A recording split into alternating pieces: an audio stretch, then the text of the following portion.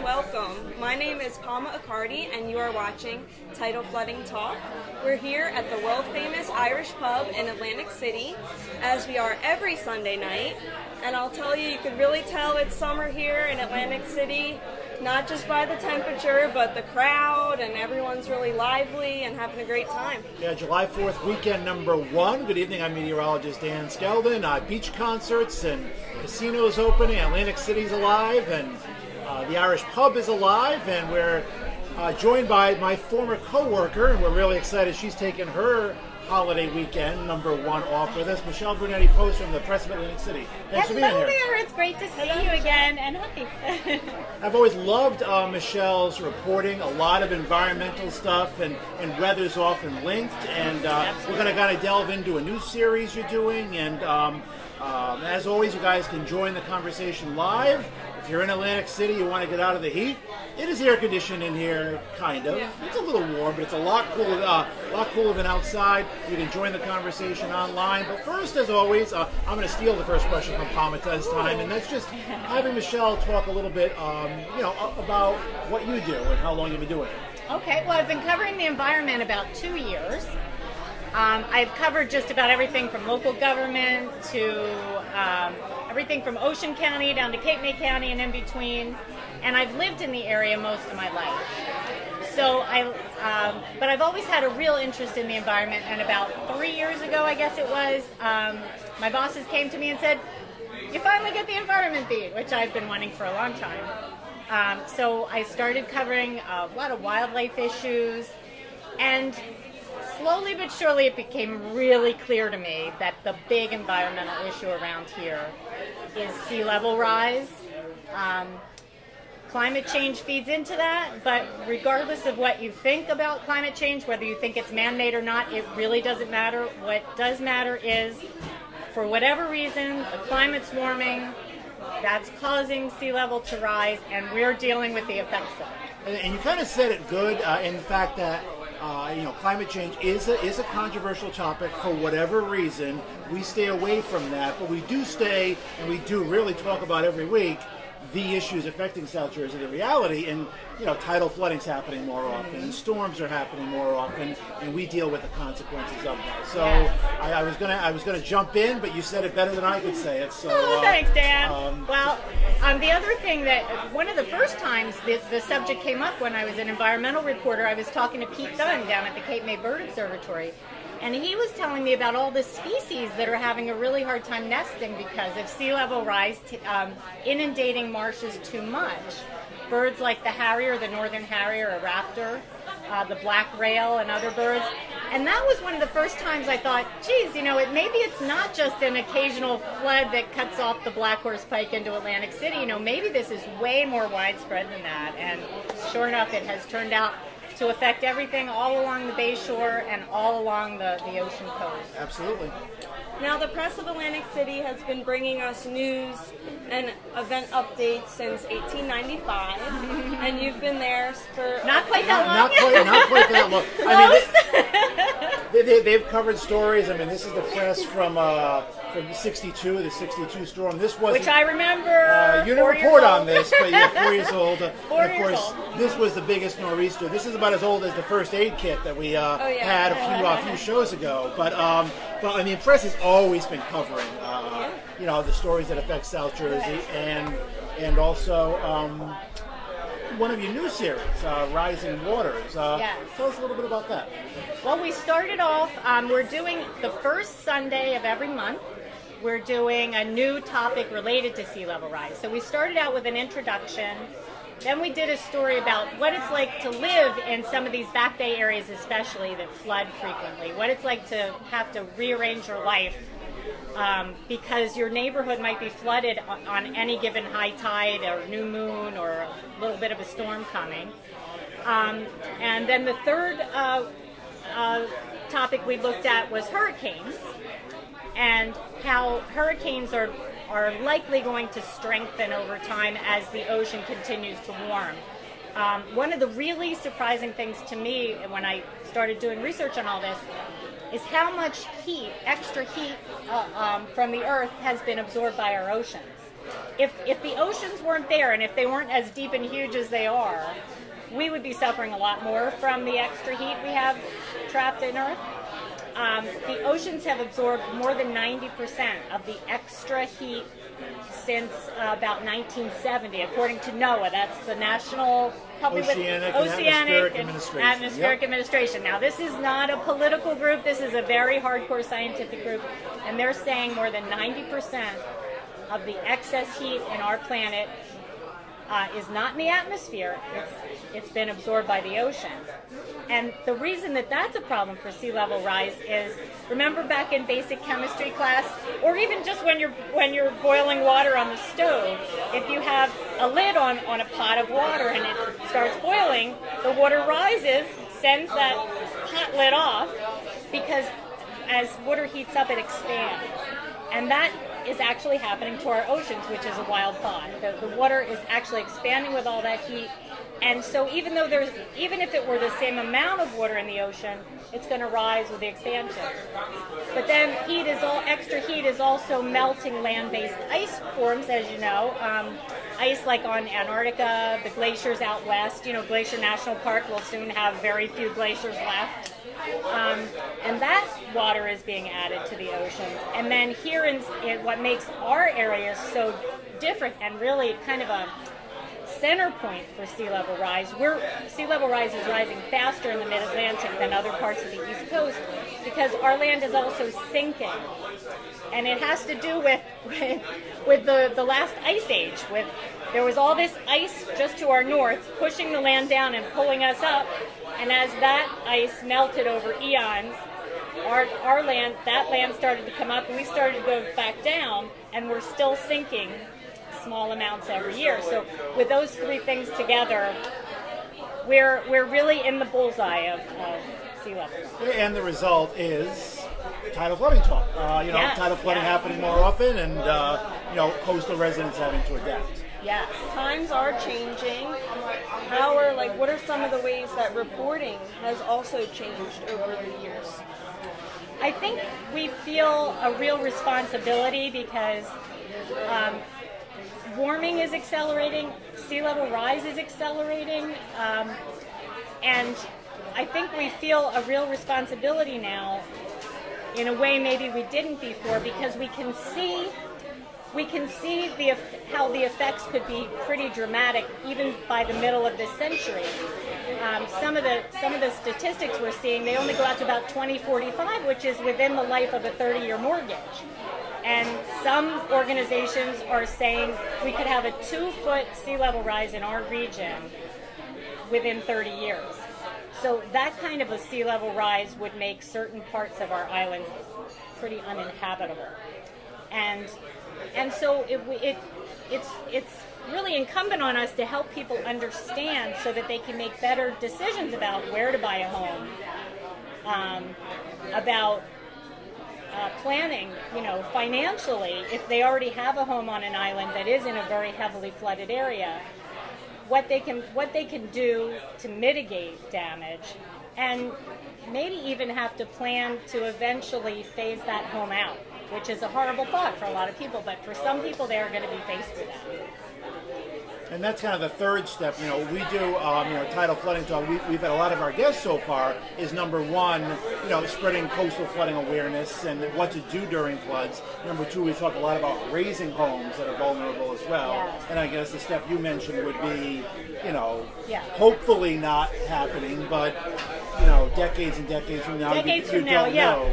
And we don't know, because a lot of what we're basing the science is based on predictions, right? Computer models. And so it's very hard to be sure. But we do know that sea level rise is happening at a faster and faster rate, and there's really no reason to think that is going to change anytime soon. Is there, I know as a meteorologist, I've always stayed away from the climate change talk. Right. It is because it's a divisive issue. People doubt, the cause of it, if it's happening at all. Does that impact your reporting at all? I know you obviously reporters, you check, you verify, you report the facts. Yeah. So when you're reporting like on a divisive issue like this, and on an issue where not everyone agrees with? Yeah. How does that impact how you report the story and write the story and interact with people who read the story? It really did make us decide to stay away from the question of what's causing climate change. But I think there's no doubt, because we can measure temperature, there is no doubt that overall the planet's warming. Some sections of the planet may not be warming as fast as others. Some sections may even be cooling, but that doesn't mean that overall the planet's not warming. So we're trying to just stick with the science, with measurable science. Tide gauges that NOAA and others have had out there for decades and decades have been telling us what the sea level rise is. Here at the Jersey Shore, it's been about 16 inches since 1900, and it has also accelerated more recently. And I think people who live along the shore know tidal flooding happens more now. Yes. For the reasons you said, slight sea level rise, slight island sinking, more storms. It's something that residents and visitors along the shore have to become more used to and more aware of. But I still do get, after every story, I hear from people who say that's all a bunch of bunk. There's no sea level rise. They just will deny what they're being told. And one of the things I thought was a little interesting was one man who's lived in Ocean City all his life says, how can sea level be rising when the beach that I go to has gotten bigger over time? And I say to him, well, that's because we've been replenishing the beaches for decades, and we've been spending millions of dollars to do that. And he says, no, all that sand, you put it on the beach, it just goes right back out with the next tide. So there are some people who are never going to be convinced, and I think, at a certain point you have to just say, okay, I'm not going to reach everybody, but at least I'll be getting the science out there. That I'm relying a lot on Rutgers, a lot on Stockton professors, and a lot on NOAA, and some other organizations like the Union of Concerned Scientists has been doing a lot of work on this too. And that's something we do too, is we talk tidal flooding, and some people kind of, I don't want to say doubt if it's happening more often or what the cause is. So what we just do is we try to throw all that aside and tell people how to prepare. Hey, if it happens, right. If there is a lull, if we don't get another hurricane for 50 years, in 50 years we want you to be prepared. If a hurricane happens this summer, we want you to be prepared, and that's one thing we do. We preach, and the press, of course, is a member of the coalition. Stakeholder, yep. Stakeholder, thank you. And we have the common goal. We want people to be informed and aware. Right. Do you find it challenging to also keep our shore visitors informed just as much as people that are here year-round? Yeah, that is really a question. I think that's why the coalition has to hit out there with everything, not just the newspaper, the radio, social media like this. Maybe even billboards and things like that everybody who drives, will drive by. Maybe that would be another way. Just find as many ways as possible to reach people, because in the event of another, threatening storm, we're going to have days, but days isn't really a long time to get to everybody. So I think the more we can work on that and the bigger our network can get, the better. What was the most, disastrous storm that you reported? That would, for my personal reporting, it would be Sandy, and the paper in general did, of course, a lot of reporting after Sandy because it came in right in the heart of our coverage area, a little north of Brigantine. Laid waste to much of Ocean and Monmouth counties. A lot of the worst of it was to our north, but a big part of our coverage area is Long Beach Island, and that was really heavily hit. Mystic Islands in Little Egg Harbor Township, Tuckered in that area, very heavily hit. And those are areas that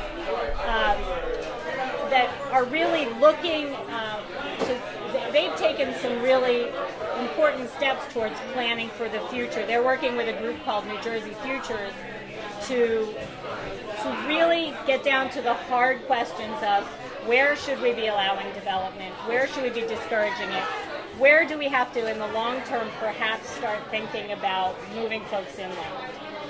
Now, the press of Atlantic City, stakeholder, I forgot the words, thank you. Also, I don't want to say it's one of the few papers, with a meteorologist. I was honored to hold that job. You were our first, a couple you years. Were our first meteorologist. I was, and now you got Joe Martucci. So weather's been a focus, and reporting on flooding, and so has been a big focus of the press over the years. And we have articles dating back to when you guys covered the introduction of the flood insurance bill, back in the 1960s. Tidal flooding. I mean, you guys have always really focused on weather, and now you have a meteorologist too. Thank you. Yeah.